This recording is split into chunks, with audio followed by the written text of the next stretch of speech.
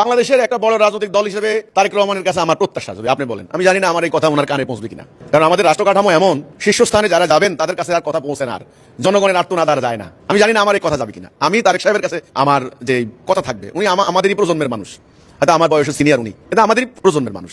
আমার আহ্বান যেটা বা আমার আশা আকাঙ্ক্ষা যেটা, এদেশের কোটি কোটি জনগণ বিএনপিকে সমর্থন করে, বিএনপিকে ভালোবাসে। তাহলে একটা সুযোগ আছে ওনার হাতে।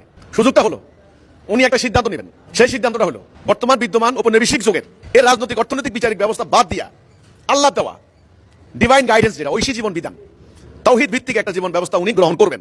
এটা ওনার প্রতি আমার আশা। এটা হলে কি হবে আমি বলি, এক নাম্বার, আল্লাহ এই জাতিকে সেভ করবেন, ওনাকে, ওনার ফ্যামিলিকে আল্লাহ সেভ করবেন। এক, দুই, পরকালে আল্লাহ জান্নাতের সর্বোচ্চ মর্যাদা মাকাম দান করবেন। এটা হলো আমার কথাটা।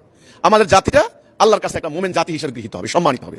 তার সাহেব তো নামাজ পড়েন, রোজা রাখেন, মুসলমানের সন্তান, হজ করতে যান।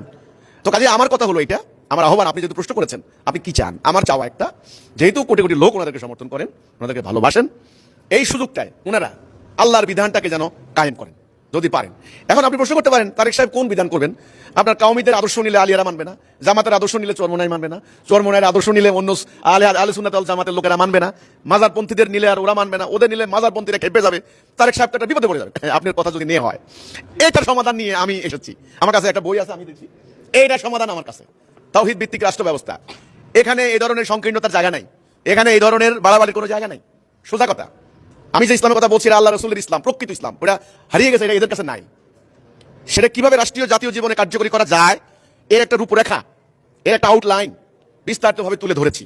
তা আমার প্রস্তাব, কাউকে ভয় না করে, কারণ উনি তো লন্ডনে ছিলেন দীর্ঘদিন, পাশ্চাত্য মানুষের মন মানসিকতা উনি ভালো করেই বুঝেন, এবং তারা কিভাবে এই উন্নয়নশীল দেশগুলোকে শোষণ করে নিয়ে সম্পত্তির পাহাড়ের উপর বসে আছেন উনি ভালো করেই জানেন।